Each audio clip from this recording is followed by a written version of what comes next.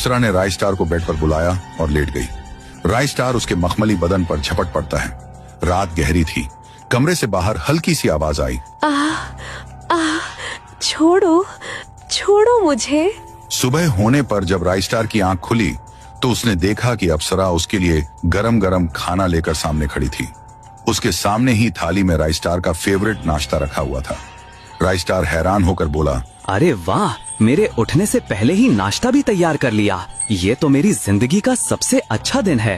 अप्सरा मुस्कुराते हुए बोली, हाँ मेरे स्वामी, अब मैंने तुम्हारी पत्नी की जगह ले ली है ना? इसी दौरान दूसरी तरफ पायल अपने नए दोस्त विराज से बात कर रही थी। विराज वीडियो कॉल पर बोला, हेलो मैडम, इतने दिनों से आप मुझसे बस बातें कर रही हैं। मैं सोच रहा था कि क्यों ना हम आज मिल लें या फिर इस फ्रेंडशिप को यहीं खत्म कर दें। अब सब्र नहीं हो रहा। पायल झट से बोली, अरे नहीं नहीं, बिल्कुल नहीं, ऐसी कोई बात नहीं है। मैं तो तुमसे आज ही मिलने को तैयार हूँ। मैं अभी बिल्कुल फ्री हूँ। तुम बताओ कहाँ मिलना है। पायल उसी रात को विराज से मिली। विराज उसे शहर के सबसे महंगे एक 5 स्टार होटल में ले गया। विराज पायल की खूबसूरती को देखकर बोला, जितनी तुम प्रोफाइल पर लग रही थी, दिखने में तो उससे कहीं ज्यादा खूबसूरत हो। सच में तुम कमाल हो। पायल मस्का लगाकर बोली, वैसे तुम भी काफी हैंडसम हो विराज, और तुम्हारा टेस्ट तो लाजवाब है। दोनों ने बैठकर खूब बातें की और शानदार डिनर किया। थोड़ी देर बाद वेटर ने आकर बिल दिया।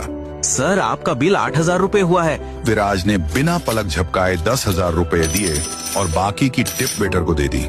पायल हैरानी से फुसफुसाते हुए बोली, राय स्टार तो इतनी पेमेंट कभी भी नहीं कर पाता, कंजूस कहीं का।